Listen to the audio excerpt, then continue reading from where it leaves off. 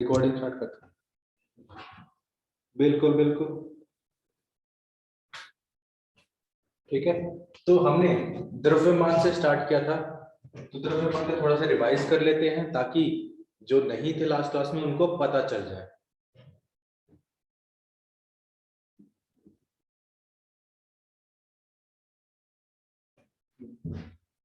ठीक है, द्रव्यमान में हमने दो तरह के पढ़े थे। एक को हम क्या बोल रहे थे, परमाणु द्रव्यमान, और दूसरे को क्या बोल रहे थे,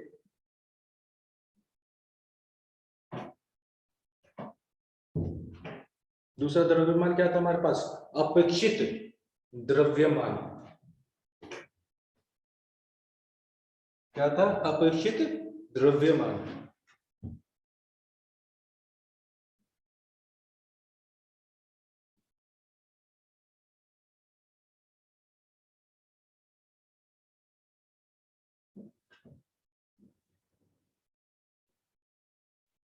इन दोनों में कुछ अंतर था, पंकज, अनीशा, मुस्कान, इन दोनों में कुछ अंतर था? हाँ सर था। अपेक्षित परमाणु द्रव्यमान की कोई इकाई होती है? नहीं होती, बट परमाणु द्रव्यमान की इकाई होती है। ठीक है, तो ये क्या था, ये यूनिट लेस था और ये हमारा क्या था, इसकी यूनिट थी। ठीक है, और हमने आखिरी लाइन जो छोड़ी थी, परमाणु द्रव्यमान, हमने बताया था कि किसी भी एक तत्व के एक परमाणु का जो भार होगा वो परमाणु द्रव्यमान कहलाया जाएगा। ठीक है, बट वहीं पर अपेक्षित परमाणु द्रव्यमान, सर ये क्या होता है, ये हमारा रेशियो होता है। ठीक है, क्या होता है, रेशियो होता है, यानी किसी भी जिसका भी हमको निकालना है उसको हम क्या करते हैं, एक स्टैंडर्ड मापदंड ले लेंगे, मानक ले लेंगे, उसके रेफरेंस में निकाल लेंगे। ठीक है, तो इसको हम क्या बोल रहे थे, RAM बोल रहे थे, रिलेटिव एटॉमिक मास, और ये हमारे पास क्या था, एटॉमिक मास। इसका फॉर्मूला हमने निकाला था, फॉर्मूला क्या था, सूत्र क्या है इसका, निकाला था ना हमने सर, राम यानी रिलेटिव एटॉमिक मास, अपेक्षित परमाणु द्रव्यमान का जो सूत्र होता है वो था तत्व के एक परमाणु का द्रव्यमान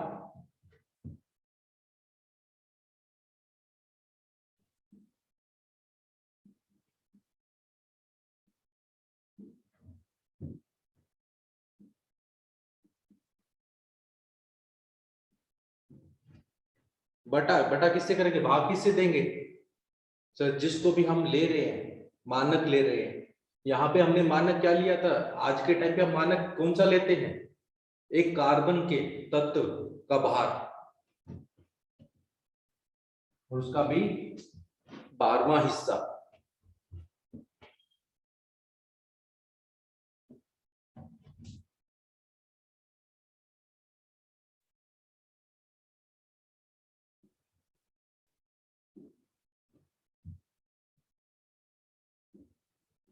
द्रव्यमान। ठीक है, यहां तक हमने किया था, यस नो, अनीशा, मुस्कान, सभी को आवाज आ रही है, सबको समझ में आ रहा है? ये मैं कल का बता रहा हूं जो हमने लास्ट क्लास में डिस्कस किया था, आज हम इससे आगे बढ़ेंगे। ठीक है, आ जाओ। तो उस यंत्र का नाम बताओ जिस यंत्र से हम किसी भी एक परमाणु के का बाहर निकाल सकते हैं, तत्व के एक परमाणु का बाहर निकाल सकते हैं।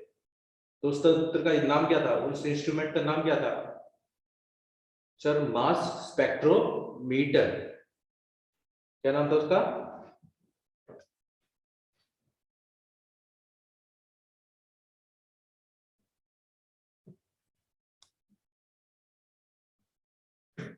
इस यंत्र की हेल्प से हम किसी भी परमाणु यानी तत्व के एक परमाणु का भार निकाल सकते हैं। ठीक है, तो ऑब्वियस ही बात है, अब इसकी तो यूनिट थी, यानी एक परमाणु का तो भार होगा, चाहे वो छोटा क्यों ना हो। फिर हमने परमाणु द्रव्यमान की इकाई निकाली थी। क्या निकाली थी? इकाई। तो वो इकाई क्या थी?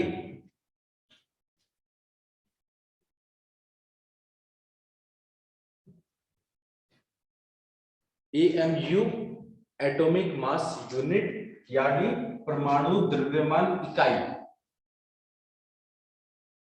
ठीक है।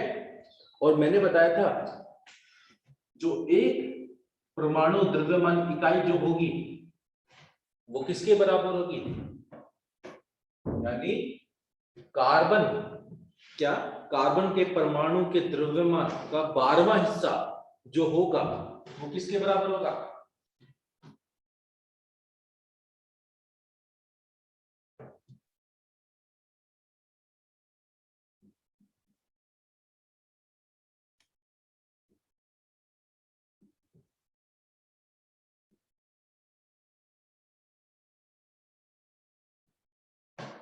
और यहां पर जाकर हमारी क्लास खत्म हो गई थी। मैंने कहा था इसके बारे में मैं और बताऊंगा। ठीक है, यहां तक पहुंच गए थे? यहां तक किसी को कोई डाउट थी? बताओ। पंकज, मुस्कान, संजय, ओके। ठीक है। अब आप सब याद रखोगे, जब भी हम अपेक्षित परमाणु द्रव्यमान की बात करते हैं तो ध्यान रखना, क्या कोई मेरे को यह बता पाएगा कि जो कार्बन है, कार्बन का जो न्यूक्लियस है उसके अंदर कितने न्यूक्लियॉन प्रेजेंट है? कार्बन के अंदर न्यूक्लियस है, तो न्यूक्लियस के अंदर कितने न्यूक्लियॉन प्रेजेंट है? अनीशा बिल्कुल सही, 12। ठीक है, कितने न्यूक्लियॉन प्रेजेंट है? 12, बिल्कुल। ठीक है। तो अगर मैं परमाणु का एक द्रव यानी एक परमाणु ले रहा हूं कार्बन का, तो उसके अंदर 12 न्यूक्लियॉन प्रेजेंट है, और मैं डिवाइड किससे कर रहा हूं? 12 से। तो इसका मतलब जो एक एएमयू होगा वो आसपास किसके बराबर होगा? सर, एक न्यूक्लियॉन के। ये सुनो, न्यूक्लियॉन किन्हें बोलते हैं? न्यूक्लियॉन उन्हें बोलते हैं जो न्यूक्लियस के अंदर रहते हैं, न्यूट्रॉन और प्रोटॉन को। ठीक है, कुछ भी नहीं समझ में आया पूछ जरूर लेना।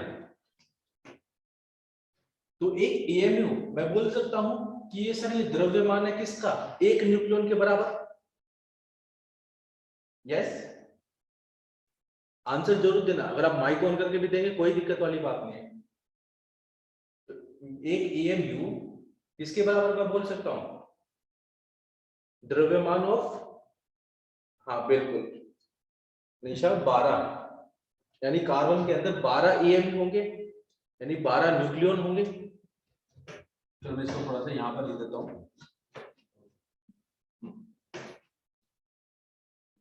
कार्बन 12 में 12 न्यूक्लियॉन होते हैं। क्या होते हैं?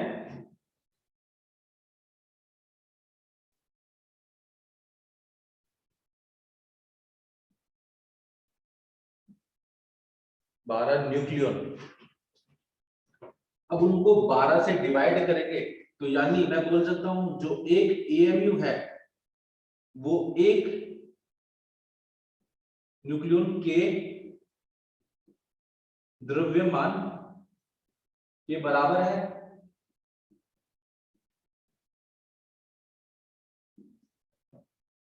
बताओ, बोल सकता नहीं बोल सकता? हाँ सर, बिल्कुल बोल सकते हैं। ठीक है। और सभी तत्व के अंदर जितने भी हम परमाणु लेंगे, तत्व लेंगे अलग अलग, सबके अंदर सर न्यूक्लियॉन तो प्रेजेंट है ही। तो उनके न्यूक्लियॉन की संख्या, पहली बात ध्यान रखना, यहाँ पे बात करें संख्या की। तो यानी तुम यहाँ पर देखोगे जो हमारा अपेक्षित परमाणु द्रव्यमान है ये क्या कर रहा है? सर किसी भी परमाणु का भार, एक का भार, और उससे किससे डिवाइड कर रहा है? एक न्यूक्लियॉन के भार से।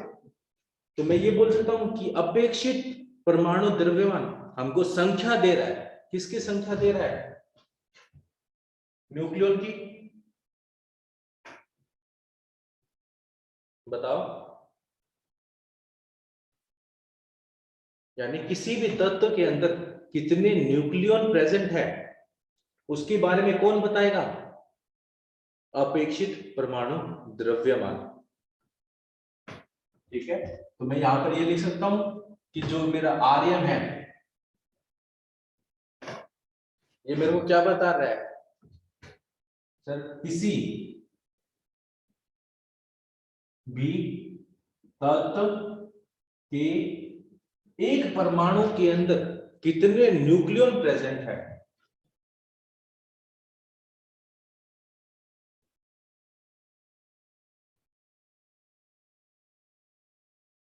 के अंदर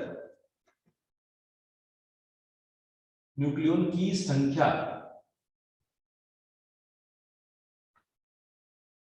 बताता है।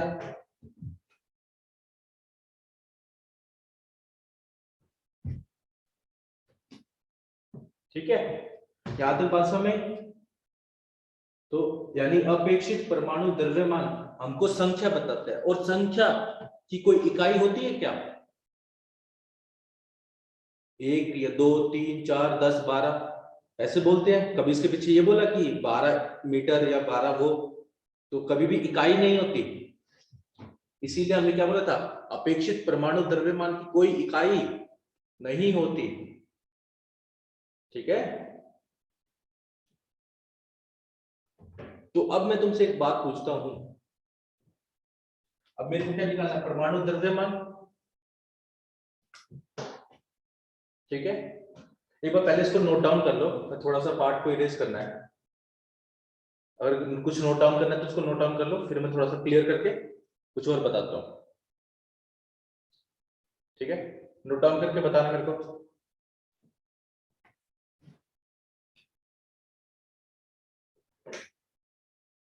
अनीशा हो गया? मुस्कान, पंकज, संजय?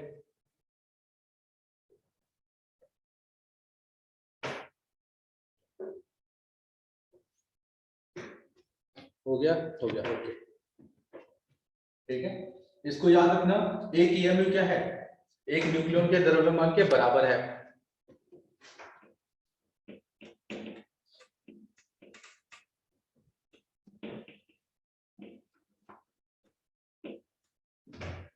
ठीक है, चलो अभी इतना ही करेंगे यहाँ पे। अब मैं आपसे पूछ रहा हूं कि किसी भी तत्व ले लेते हैं, उसका जैसे एग्जांपल ले लेते हैं नाइट्रोजन का। अब मैं आपसे पूछूं नाइट्रोजन का अपेक्षित परमाणु द्रव्यमान ज्ञात करो। बिल्कुल सही अनिशा। तो कितना होता है? 14 होता है। कैसे पता चला 14? सर उसके अंदर संख्या कितनी है न्यूक्लियॉन की? वो क्या है उसका अपेक्षित परमाणु द्रव्यमान है। समझ में आया पंकज, मुस्कान, आप दोनों को कि कैसे मैंने यहाँ पर 14 लिखा? अब मैं आपसे पूछूं कि जो नाइट्रोजन है इसका परमाणु द्रव्यमान ज्ञात करो। जैसे ही मैं बोलूं इसका परमाणु द्रव्यमान ज्ञात करो, तो आप बोलोगे सर नाइट्रोजन का परमाणु द्रव्यमान निकालने का तरीका। बिल्कुल सही अनिशा। वो होता है क्या सर, जितना भी हमारा अपेक्षित परमाणु द्रव्यमान है और उसमें क्या कर देंगे, किसी भी एक जो हमारा न्यूक्लियॉन था उसके द्रव्यमान को जोड़ दें। क्या करते हैं, उसको उससे मल्टीप्लाई करते हैं। और एक न्यूक्लियॉन का द्रव्यमान कितना था सर? ईएमयू। तो अगर मैं पूछूं नाइट्रोजन का परमाणु द्रव्यमान कितना है, तो आप क्या बोलोगे? 14। बताओ, समय है यहाँ पर? ठीक है, तो यहां से आपको एक चीज और पता चल गई कि किसी का परमाणु द्रव्यमान निकालना है तो उसके लिए सूत्र क्या है? ये है वो सूत्र। परमाणु द्रव्यमान निकालना किसी भी तत्व का, क्या करेंगे, उसका अपेक्षित परमाणु द्रव्यमान को मल्टीप्लाई कर देंगे किसके साथ में? एक एएमयू के साथ में। एक एएमयू क्या है सर? द्रव्यमान है एक न्यूक्लियॉन का। ठीक है, अब यहाँ पे तुम नोटिस करोगे ये क्या थी सर, परमाणु द्रव्यमान इकाई, तो यानी क्या क्या सर, इसकी तो यूनिट है, इसका तो क्या है इकाई है, और इसकी इकाई नहीं थी। समझ में आया? अब आपसे पूछे कि सर अगर मैं आपको एक न्यूक्लियन का, यानी एक न्यूक्लियन का द्रव्यमान बता दूं, तो क्या मुझे आप एक नाइट्रोजन के परमाणु का द्रव्यमान बता दोगे? तो क्या बोलूंगा मैं, हाँ सर बता देंगे, बिल्कुल बताएंगे। आप मेरे को इसकी बता दो वैल्यू कितनी होती है, मैं आपको इसकी वैल्यू बता दूंगा। तो याद रखना, अगर आपसे पूछे कि एक एएमयू, ठीक है, हम सब किस में नापते हैं सर, हम तो ग्राम में नापते हैं, केजी में नापते हैं अपने आप को, अपना वेट किसको नापते हैं, द्रव्यमान किस में नापते हैं, ग्राम या केजी में। बट परमाणु तो बहुत छोटा है, तो उसके लिए हमने नई इकाई बनाई थी। बट इसको सर ये भी तो होना चाहिए ना, ग्राम में कितना है, तभी तो हम जान पाएंगे कितना हुआ। तो याद रखना, एक एएमयू बराबर होता है किसके, 1.6 इंटू 10⁻⁻24 ग्राम। सर ये वैल्यू कहां से आई, मास स्पेक्ट्रोमीटर, उस यंत्र से एक एएमयू का मास आ गया। ठीक है, तो ये तो ग्राम में है, अगर केजी में करोगे तो क्या कर दोगे, केजी में कितना हो जाएगा, एक एएमयू बराबर होगा किसका, 1.66 इंटू 10⁻⁻27 केजी। मेरे ख्याल से तुमको एक एएमयू का मास यानी द्रव्यमान ज्ञात हो गया। अब मैं आपसे पूछूं इस नाइट्रोजन का एक परमाणु का द्रव्यमान ज्ञात करो, तो सर मैं इसी तरह ना एएमयू की जगह पे इसको मल्टीप्लाई कर दूंगा।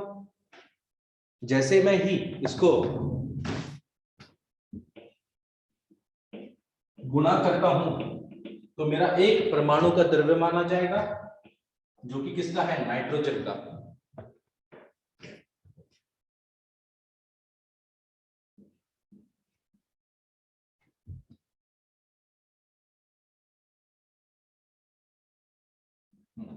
तो वो कितना था सर, 14 इंटू,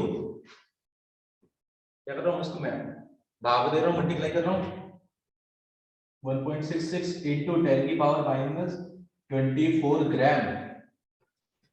अगर मैं इसको मल्टीप्लाई कर दूं तो मेरे को एक एटम नाइट्रोजन का मास पता चल जाएगा, द्रव्यमान पता चल जाएगा, एक परमाणु का द्रव्यमान ज्ञात हो जाएगा, किसमें, ग्राम में। ठीक है, यहां तक समझ में आया? तो आप किसी भी तत्व का परमाणु द्रव्यमान और अपेक्षित परमाणु द्रव्यमान निकाल सकते हो। ठीक है, ओके, चलो फिर थोड़ा सा आगे चलते हैं। अब इसको एएमयू को, आज के समय हम एएमयू को यू से प्रयोग किया जाता है। किससे प्रयोग किया जाता है, मैं ऊपर वाले को बैठा देता हूं।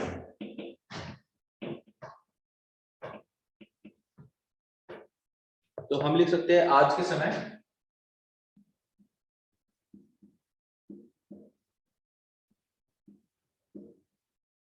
हम क्या करते हैं, हम एएमयू को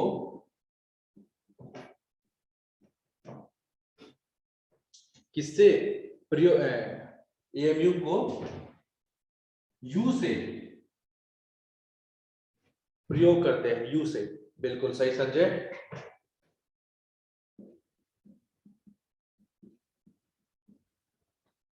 अब आपसे पूछा जाए सर ये यू क्या है, तो आप क्या बोलोगे, सर यू का मतलब होता है यूनिफाइड मास, एकत्रित द्रव्यमान। यू का मतलब क्या है यहाँ पर, यूनिफाइड मास। अगर आपसे हिंदी में पूछा जाए, एकत्रित द्रव्यमान।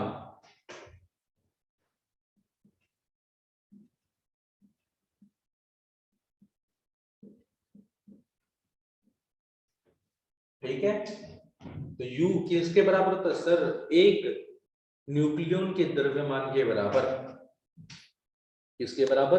एक न्यूक्लियन के द्रव्यमान के बराबर। ठीक है, तो यहां पर मैं 14 AMU लिखूं या फिर 14 U लिखूं, दोनों का मतलब सेम है, समान है। ठीक है, एक बार इसको लिख लो, फिर मैं पूरा बोर्ड साफ करता हूं।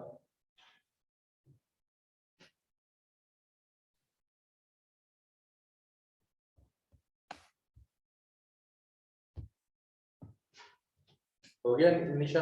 ओके, बिल्कुल बिल्कुल बिल्कुल बिल्कुल।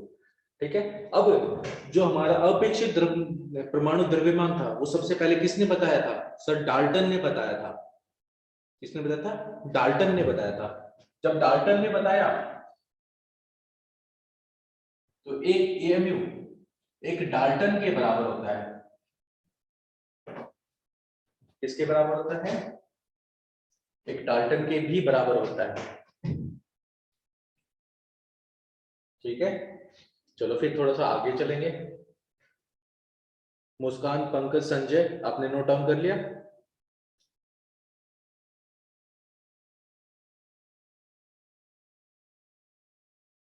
ठीक है, फिर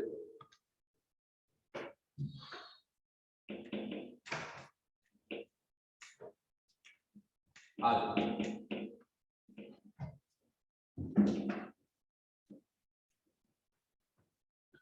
अब हमने परमाणु तो पढ़ लिया, ठीक है, परमाणु द्रव्यमान तो पढ़ लिया, फिर वहीं पर हमारे पास मोलिकुलर मास यानी आणविक द्रव्यमान भी होता है।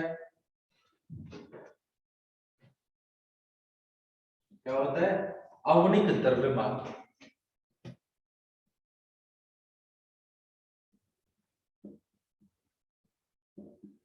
जिसे इंग्लिश में मोलिकुलर मोलर मास बोलते हैं, मोलिकुलर मास।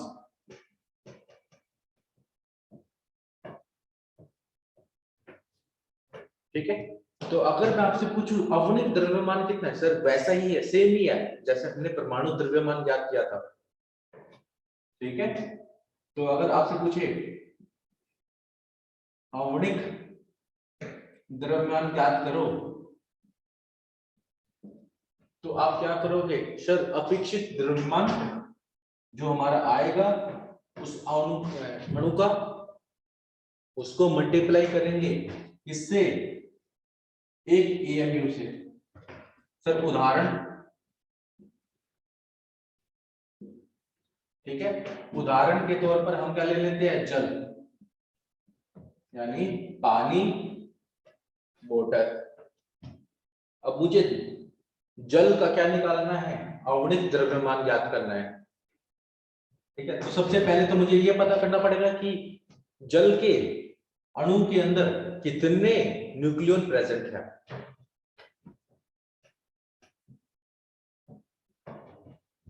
तो हम सबको पता है सर, हाइड्रोजन, हाइड्रोजन परमाणु के अंदर एक न्यूक्लियन प्रेजेंट है।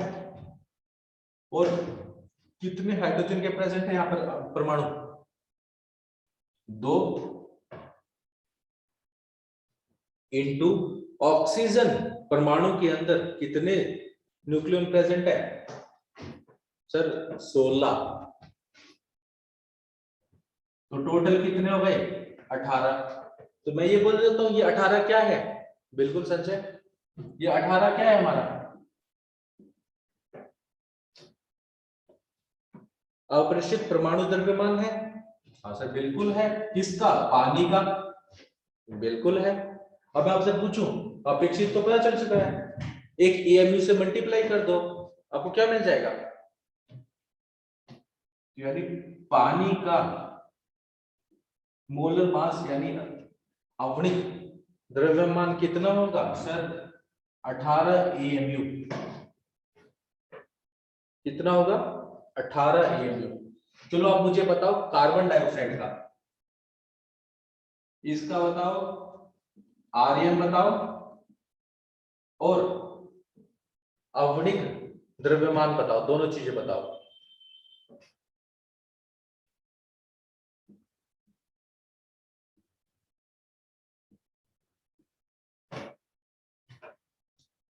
बिल्कुल अनीशा, बिल्कुल संजय। हाँ सर, बिल्कुल बिल्कुल, जिसका अपेक्षित द्रव्यमान है, बिल्कुल पंकज सर, वो तो होगा हमारे पास कितना सर, 44 होगा। बट वहीं पर मैं उसका आणविक द्रव्यमान ज्ञात करूं तो वो हो जाएगा कितना, 44 AMU। अगर ग्राम में पूछे तो ग्राम में कितना बताओगे?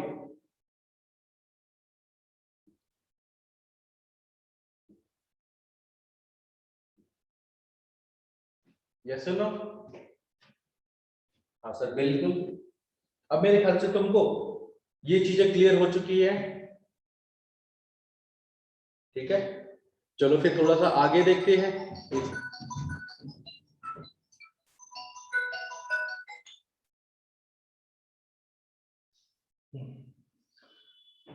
तो अब हम क्या करेंगे, आगे चलेंगे थोड़ा सा, ठीक है। अब हम क्या करेंगे, द्रव्यमान और संख्या संबंध जानेंगे। क्या जानेंगे? द्रव्यमान संख्या संबंध और मोल से उसका क्या संबंध है, वो चीजें सारी पढ़ेंगे, ठीक है। चलो फिर आगे, मैं इसको मिटा रहा हूं।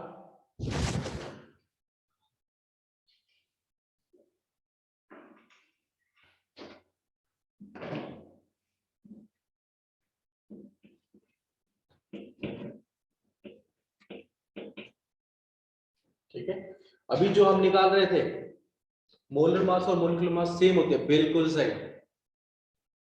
ठीक है संजय, दोनों ही सेम होते हैं। अब हम आगे पढ़ेंगे थोड़ा सा, अब हम किसके बारे में बात करेंगे, द्रव्यमान संख्या संबंध के बारे में।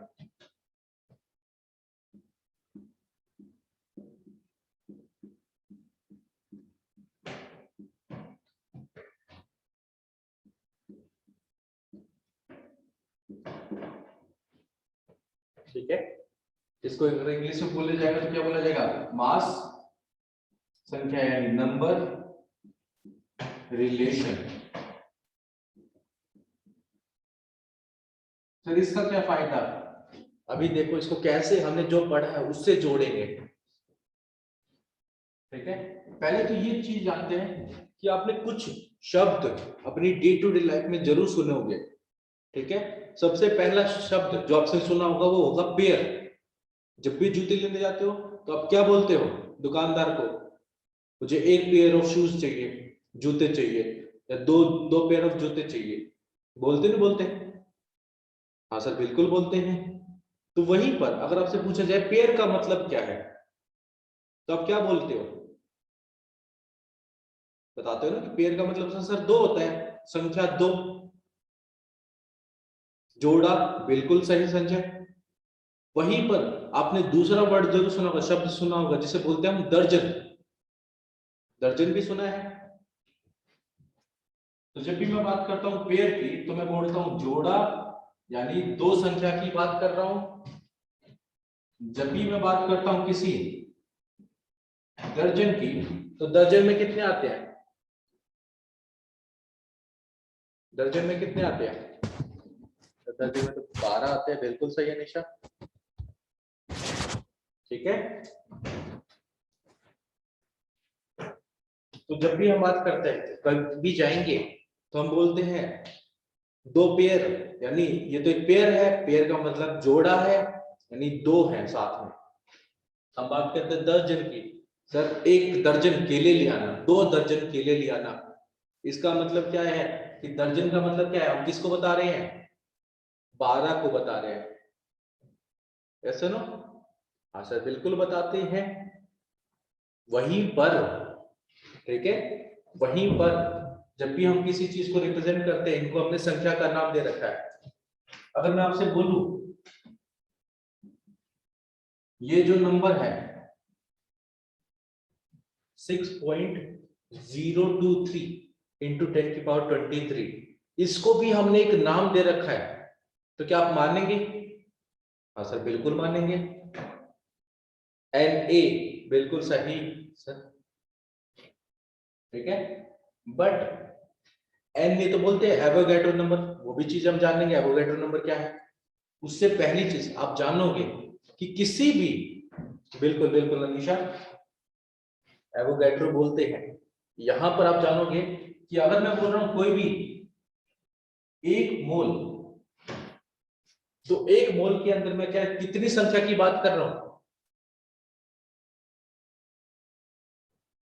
6.023 इंटू 10⁻23, 23। किसकी बात कर रहा हूं सर? एंटिटीज। एंटिटीज का मतलब स्पीसीज क्या है हमारा सर? स्पीसीज का मतलब यहां पर क्या होगा? स्पीसीज यहां पर क्या हो सकते हैं सर? एक परमाणु भी हो सकता है, परमाणु भी हो सकते हैं, अणु भी हो सकते हैं, और अन्य कण भी हो सकते हैं।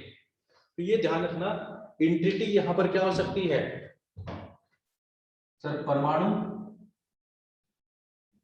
मैं बोल रहा हूं एक मोल परमाणु, तो कितनी संख्या की बात कर रहा हूं मैं? 6.023 इंटू 10⁻23 परमाणुओं की बात कर रहा हूं। ठीक है, अणु भी बोल सकते हैं अथवा तथा अन्य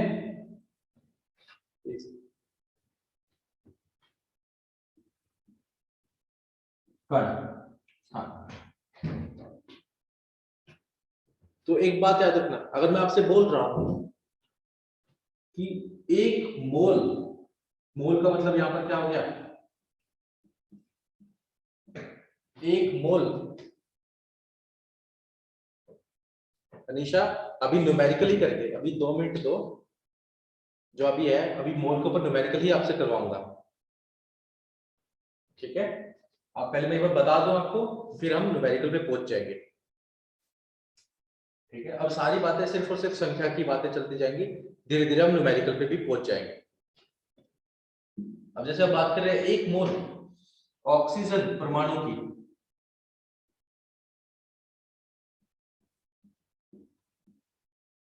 तो मैं यानी मैं किसकी बात कर रहा हूं?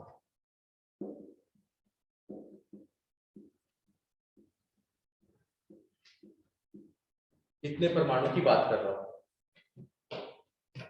ठीक है, हाँ सर, बिल्कुल बिल्कुल, ये क्लियर हुआ? बताओ।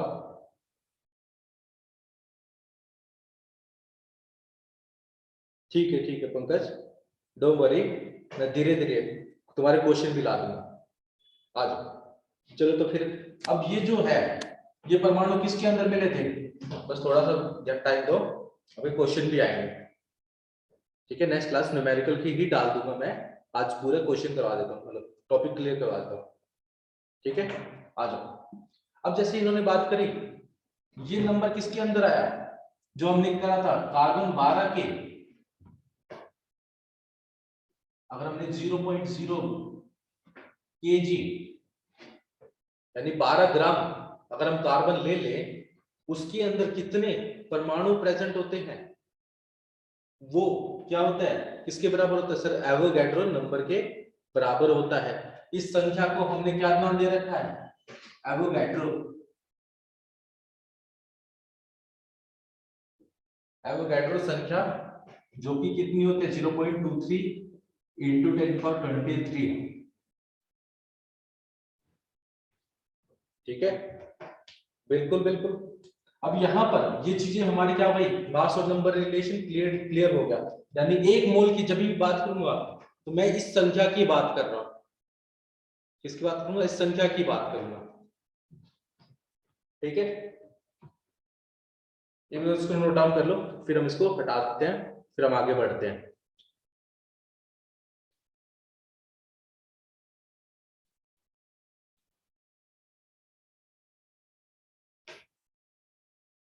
हो गया?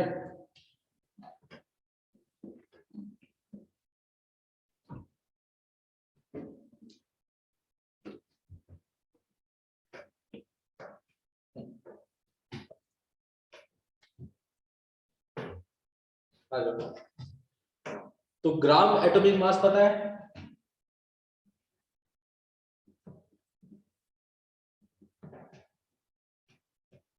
चलो मेरे ग्राम एटॉमिक मास के बारे में बता दो, तो बताना चाहेगा? ग्राम एटॉमिक मास क्या होता है? सॉरी, ग्राम प्रमाणिक, ग्राम परमाणु द्रव्यमान।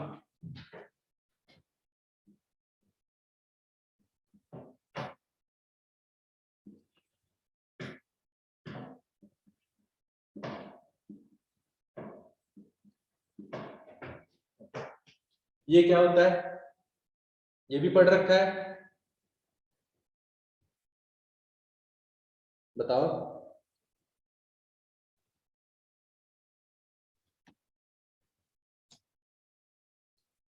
ठीक है, बिल्कुल बिल्कुल बिल्कुल। जब भी हम ग्राम की बात करते हैं, बिल्कुल सही, तो जब हम बात कर रहे हैं यानी एक मोल की बात करते हैं, किसकी बात करते हैं? एक मोल परमाणु की बात करते हैं, यानी सिंपली बोला जाए तो एक मोल के बारे में बात करते हैं। ठीक है, और हमको पता है कि मुझे अगर किसी भी तत्व का ग्राम परमाणु द्रव्यमान ज्ञात करना है तो हम कैसे ज्ञात करेंगे? तो वो भी याद रखना, जैसे कार्बन है, कार्बन परमाणु द्रव्यमान आपको ज्ञात करना है, तो हमको पता है कि कार्बन परमाणु के अंदर 12 एएमयू होते हैं। ठीक है, अब 12 एएमयू, और एएमयू की वैल्यू भी हमको पता है कितनी होती है, 1.66 इंटू 10⁻24 ग्राम। ठीक है, अब मुझे क्या करना है, मुझे तो ग्राम में निकालना है, तो मेरे को कितनी संख्या की बात करनी पड़ेगी, यानी एक मोल के अंदर जितनी संख्या है, तो मुझे एक कार्बन यानी इतनी संख्या कार्बन के लेने पड़ेंगे, कार्बन के परमाणु लेने पड़ेंगे, और इनका द्रव्यमान जितना आएगा वो क्या होगा, मेरा ग्राम एटॉमिक मास होगा। तो अगर मैं इसको मल्टीप्लाई कर दूं इसके साथ में,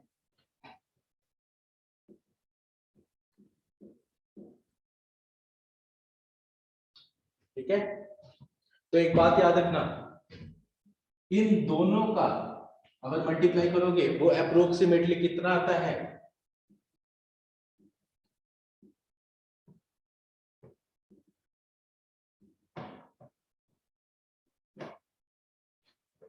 एक के बराबर, बिल्कुल सही।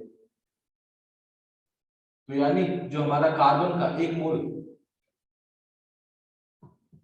कार्बन का ग्राम परमाणु द्रव्यमान जो होगा वो 12 ग्राम होगा। कितना होगा? 12।